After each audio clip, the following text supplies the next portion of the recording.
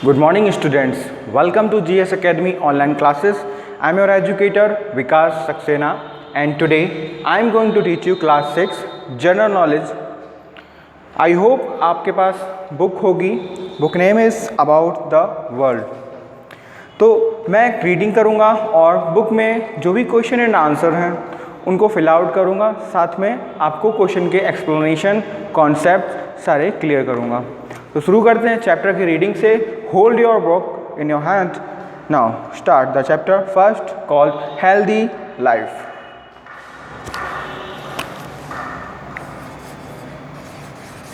Chapter 1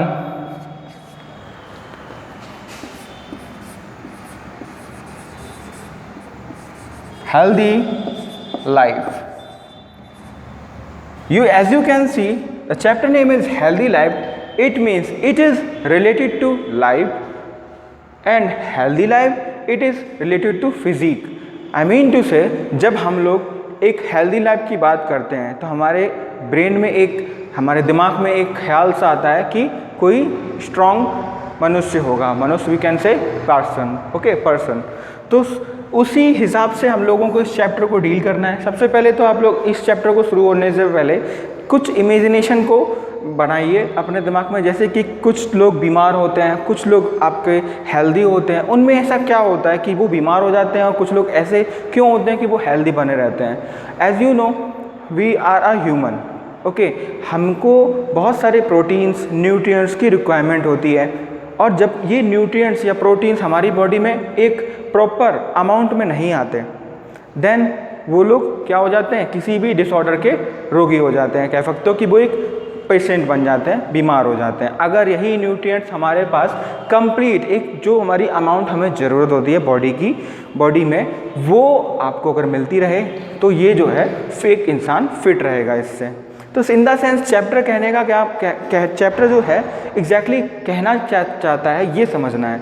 ठीक है, तो चैप्टर में सिंपल है कि आपका जो इम्यून सिस्टम है वो बहुत ही स्ट्रांग होना चाहिए. अगर मैं इम्यून सिस्टम की बात कर रहा हूँ, बट अगर कंटिन्यू करूँ तो मैं इससे पहले एक चीज़ बताऊँगा कि as we are facing a corona virus infection on the world, it is a pandemic disease as you know. तो इसमें आपको ये जो कोरोना वायरस है ये आपका एक इम्यून सिस्टम पे इफ़ेक्ट करता है.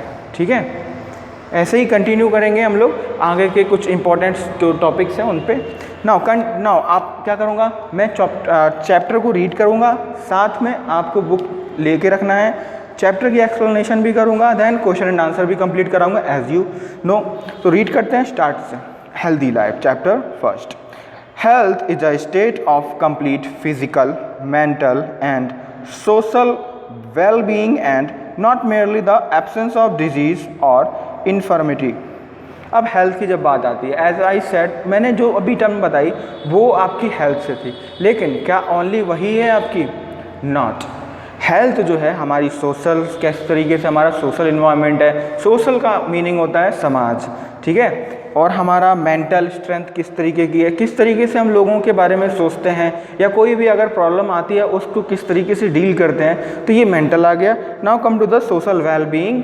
और भी सारी चीज़ें हैं. तो ओनली आपका अगर इंसान बीमार है या फिर ये आपका हेल्थी पर्सन है, सिर्फ उस पर डिपेंड नहीं करता आपकी प्रॉपर हेल्दी लाइफ. बट क्योंकि चैप्टर में कुछ क्वेश्चन रिलेटेड है हेल्दी लाइफ से, तो हम लोग जब सोशल मेंटल के बाद आते हैं तो सीधा हमारा इफेक्ट पड़ता है आपकी बॉडी के अंदर. इसीलिए मैंने पहले उसको क्लियर किया था, क्योंकि वो हमारा मेजर पार्ट है इस चैप्टर के लिए. Now come to the next paragraph. Healthy is a metabolic efficiency. Sickness is a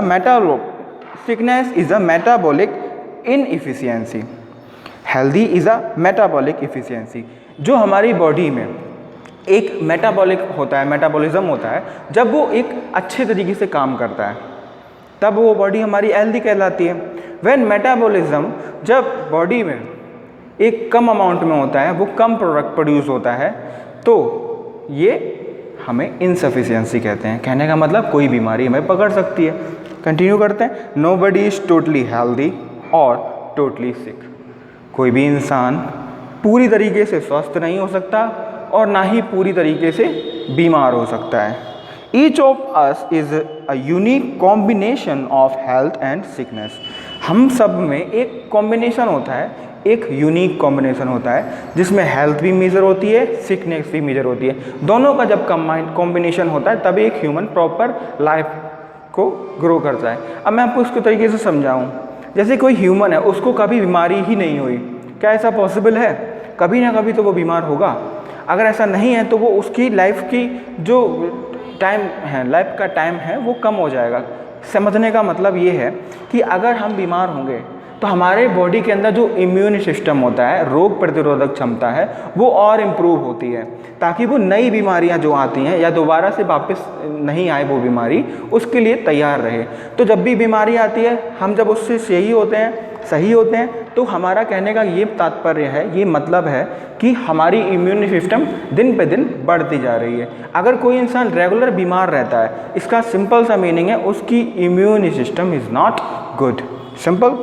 Each of us is a unique combination of health and sickness, and each of us has a unique combination of abilities and disabilities, both emotional and physical. We have a ability to do something. अब ये emotionally कर सकते हैं, आप दिमाग लगा के कोई काम कर सकते हो, या फिजिकल स्ट्रेंथ को यूज़ करके कुछ काम कर सकते हो। ये भी हर इंसान का डिपेंड होता है, ठीक है।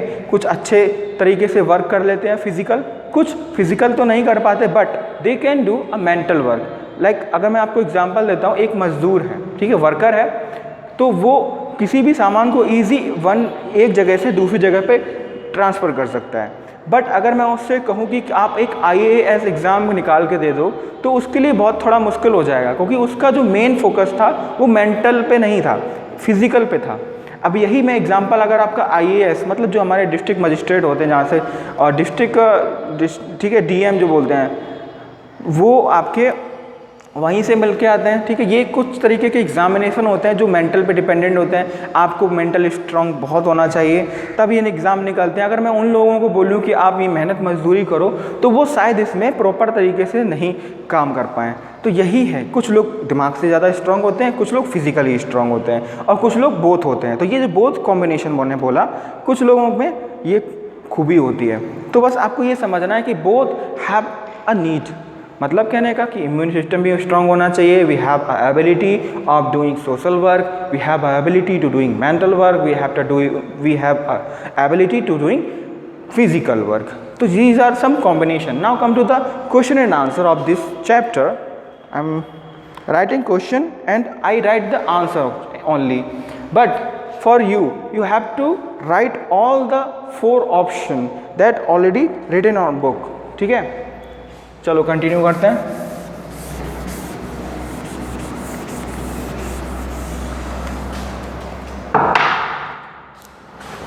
तो टिक द करेक्ट आंसर है हमारा पहला जो क्वेश्चन है,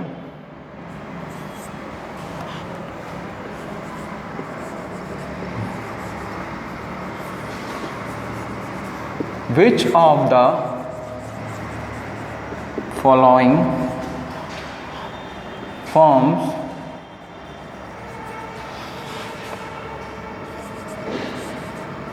a part of the definition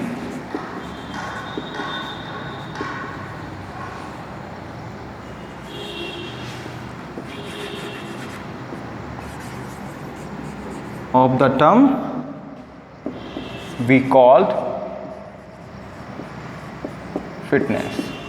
Which of the following form of a part of the definition the terms fitness?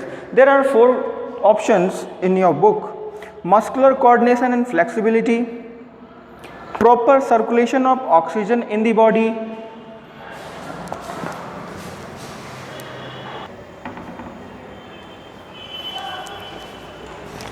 freedom from diseases, better and composed lifestyle। तो question बोला है विच of the following form a part of the definition of the term fitness. Fitness जो है एक ऐसी term है, वो किसको रिप्रेजेंट करती है? पहला ऑप्शन जो है मस्कुलर कोऑर्डिनेशन एंड फ्लेक्सिबिलिटी, यही आपका आंसर है। तो now answer is your A. मैं यहाँ पे लिख देता हूँ मस्कुलर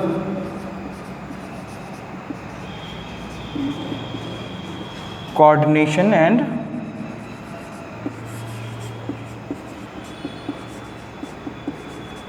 फ्लेक्सिबिलिटी। राइट डाउन कर लो आप। Now come to the next. जब भी स्पीड लगे आपको video, just pause the video and note down the answer of this question.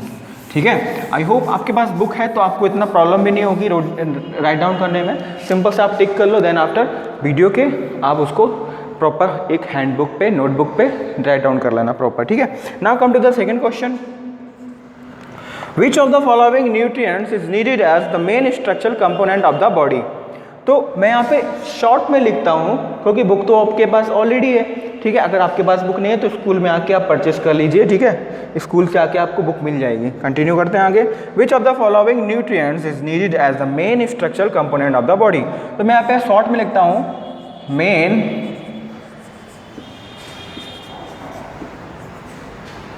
Structure, I think spelling is I was mistaking, structural, the main structure of the body. The main structure of the body. What is the answer? I am reading the answer. Answer will be protein. But हमारे पास option क्या है? Carbohydrate है, fat है, fibre है। तो protein जो है हमारी बॉडी का जो मेन कंपोनेंट होता है ना, उसके लिए बहुत इंपॉर्टेंट है। ठीक है, फैट जो होता है, आप बोलोगे फैट जरूरी है। फैट तो आपका सिंपल सा हमारे लिए बॉडी की कह सकते हो कभी कभी प्रॉब्लम भी क्रिएट कर देता है ज़्यादा फैट होने से। इस तरीके से हमारा इसका आंसर क्या हो जाएगा? Answer C called protein. ठीक है, now come to the third question. The decline of density of bone that occurs is in most adults leading a sedentary life is known as.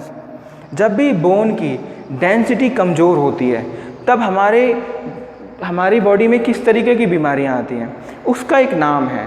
ठीक है, आपके चारों आंसर्स आपकी बीमारियों के नाम लिखे हुए हैं। यस, दीज आर, एंड हमें इनमें से चूज करना है कि आंसर कौन सा होगा। तो मैं आपके लिए कुछ यहाँ पे शॉर्ट में लिख देता हूँ क्वेश्चन को।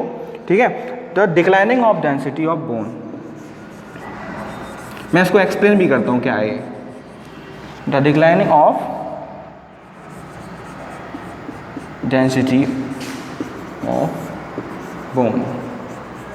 ठीक है, BONES। ठीक है, bones, the declining density of bones. कहने का मतलब जब बोन में कमजोरी हो जाती है। अब बोन में कमज़ोर कब होगा?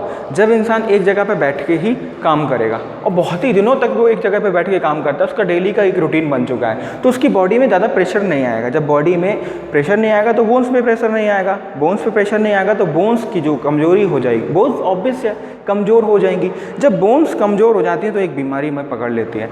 इस बीमारी को हम लोग बोलते हैं, the option is C, osteoporosis. Okay, answer is C, osteoporosis.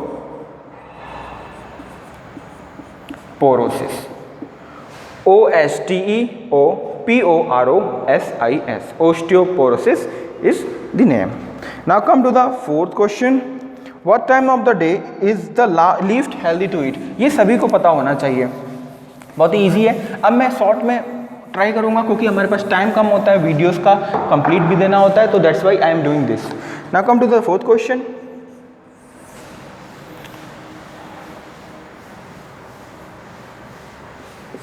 Time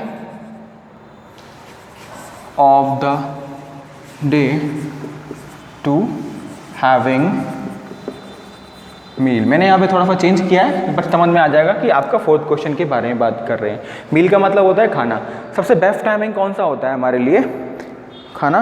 और यहाँ पे क्वेश्चन पूछा है लीस्ट मतलब होता है सबसे कम खाना हमें किस वक्त खाना चाहिए। ऑब्वियस है, हमें बेड में सोने से पहले जब हम लोग खाना खाते हैं रात को, डिनर जिसे बोलते हैं, तो वो हमें सबसे कम करना चाहिए, क्योंकि हम लोग उसके बाद सो जाते हैं, हम लोग वॉकिंग नहीं करते तो फूड हमारा इजी पच नहीं पाता है। सो उस टाइम पे हमें कम खाना खाना चाहिए। तो इसका आंसर क्या होगा? Answer is A answer, right before bed. ठीक है, right before bed. Now come to the fifth question. All of the following are needed for strong bone. Strong bones के लिए क्या ज़रूरी होता है? मैं यहाँ पे लिखता हूँ फॉर स्ट्रॉन्ग बोन्स। ठीक है, फॉर स्ट्रॉन्ग बोन्स के लिए आपको क्या ज़रूरी होता है? Vitamin A, magnesium, vitamin D, calcium. Except बोला है, एक्सेप्ट मतलब के अलावा, यहाँ पे फॉर स्ट्रॉन्ग बोन एक्सेप्ट वाला क्वेश्चन था। You need magnesium, vitamin D and calcium, ये तीनों में ज़रूरत होती है, बट विटामिन ए नहीं चाहिए होता है, क्योंकि विटामिन ए हमारी बोन्स के लिए नहीं, हमारी स्किन्स के लिए होता है, हमारे विजन के लिए होता है, हमारे दूर की दृष्टि होती है देखने के लिए, तो वो चीज़ों के लिए हमारा ज़रूरी होता है। तो हमारा इसका आंसर क्या हो जाएगा? A number, that is called vitamin A. Okay, vitamin A. Now come to the question number 6।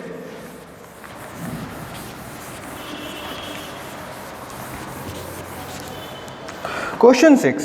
Which of the following foods provide nutrients to our body?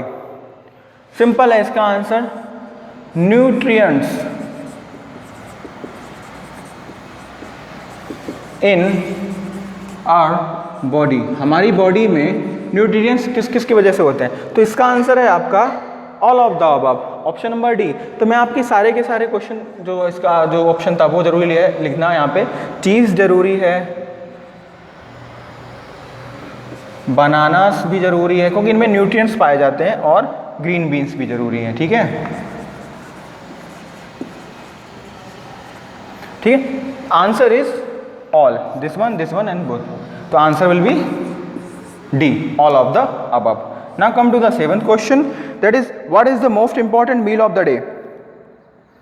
ठीक है, मोस्ट इंपॉर्टेंट जो मील होता है, मोस्ट इंपॉर्टेंट मील का मतलब होता है सबसे जरूरी खाना। जैसे सबसे कम जरूरी खाना होता है रात का, तो सबसे इंपॉर्टेंट खाना भी तो होता है कुछ। मोस्ट इंपॉर्टेंट मील, सुबह का खाना।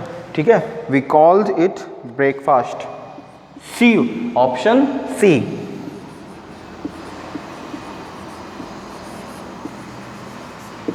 Breakfast, 7th number question. Now come to the last question. Which of the following nutrients is known as sunshine vitamin? Sunshine vitamin क्या होते हैं? सनशाइन विटामिन, सन ऑब्वियस है, सन की बात कर रहे हैं, सूरज। सूरज से कौन सा विटामिन पाया जाता है? Vitamin D.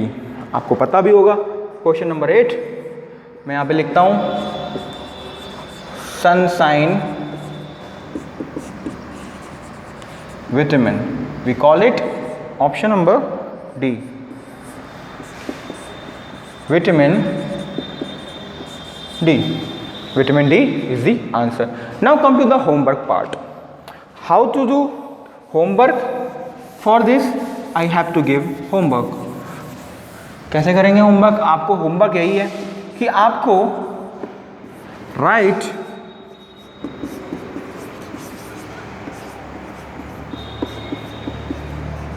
Question and answers, यहाँ पे इंक्लूडिंग ऑल ऑप्शन, सारे ऑप्शंस भी लिखने हैं आपको और उसके आंसर्स भी लिखने हैं। जो आंसर होगा उस पर टिक मारना है, प्रॉपर तरीके से जो यहाँ पे लिखा हुआ है वो फॉलो करना है। Do like if you like this video. Thank you.